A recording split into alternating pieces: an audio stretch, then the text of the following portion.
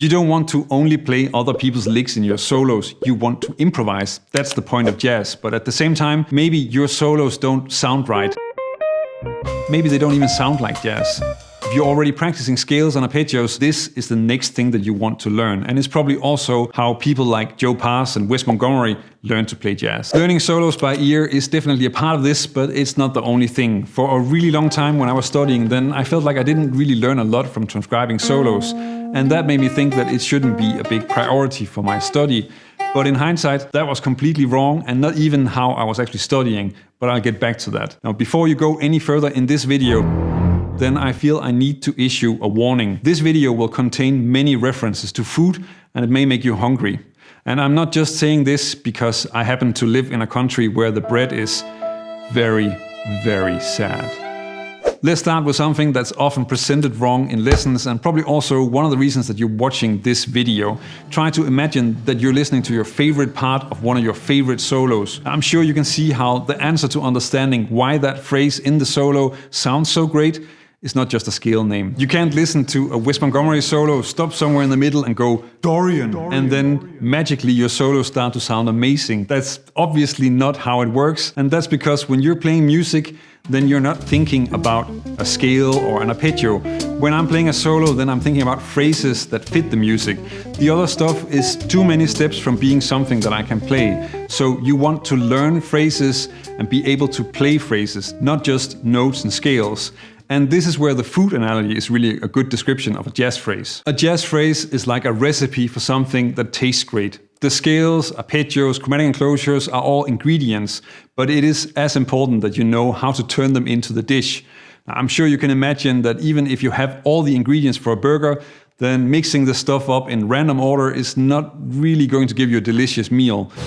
Bland, tasteless, raw meat, no flavour. Jazz phrases are the same. It's only a part of the picture to know what the ingredients are. And only studying that won't get you really that far, because it's just like knowing a lot of stuff that can be ingredients in food, but clearly that doesn't mean that you can cook something great. Most people in the Netherlands know what ingredients are needed for bread, but still.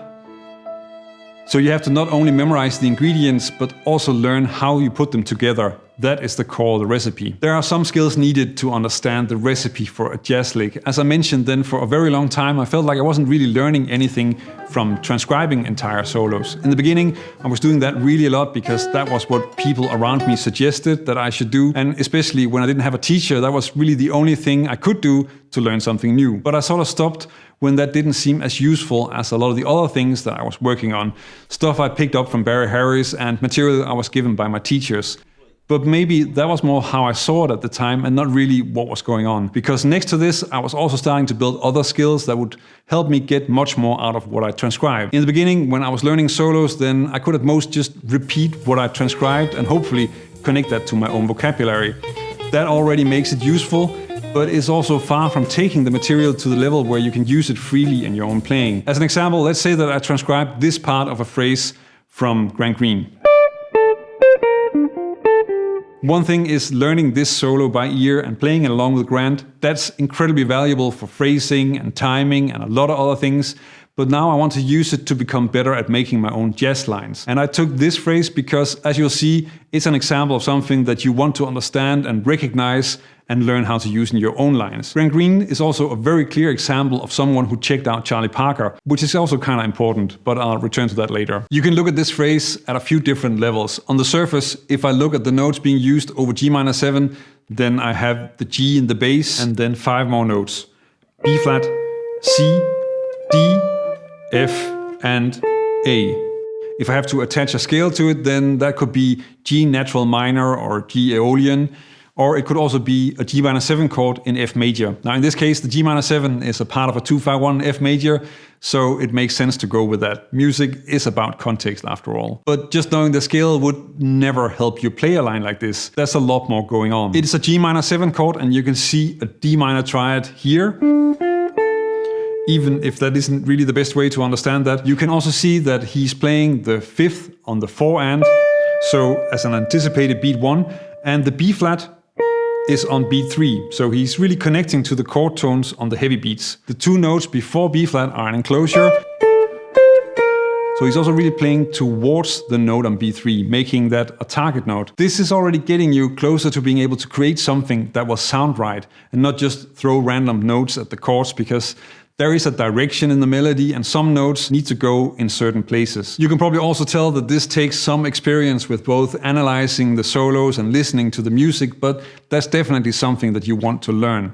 Now, I said that this wasn't really a D minor triad, so let's look at that because that's actually really important here. I already pointed out that it's not enough to just look at what notes are being played. You need to understand how they work in the line to understand what's going on. An example of this could be this excerpt from a George Benson line, which is in fact also on a G minor 7 chord in a 2-5-1 in F major.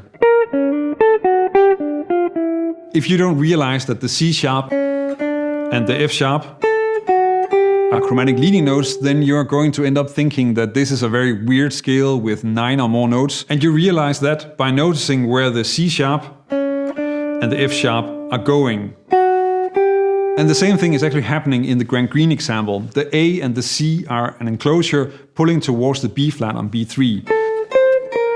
You also want to notice that the melody moves down from D to B flat, but the enclosure is actually placed so that it skips down to the A and then moves up before resolving to the B flat.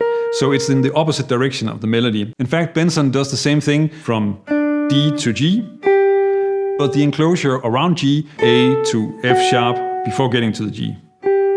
So that's something to keep in mind if you're making lines with chromatic enclosures. If the melody moves up, then try to let the enclosure move down and the other way around, of course. Let's demystify the D minor triad that isn't really a D minor triad. You want to see that as a part of another melody, a B flat major 7 pivot arpeggio. A pivot arpeggio is an arpeggio where instead of playing the ascending arpeggio like this, you play the first note and then move down and play the rest so that you get this really nice melodic skip that you can add in there and just a really beautiful melody. Now, I never analyzed an entire solo in this way, but I did do it every time I had a spot that I thought was really good so that I could not only learn the lick, but also learn the concept or the recipe for that lick. In many ways, that's also what Barry Harris teaches. It's not only what to play, but also how to put it together, how to turn it into music.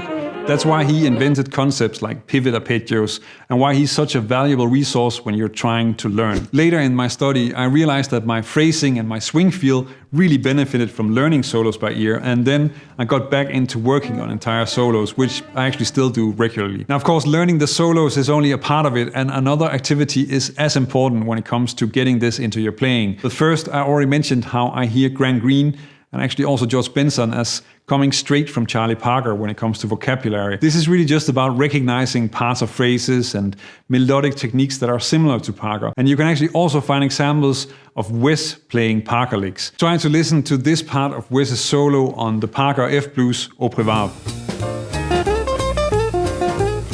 Now this sounded very familiar to me, and Wes probably got this from this part of Parker's solo on Now's the Time.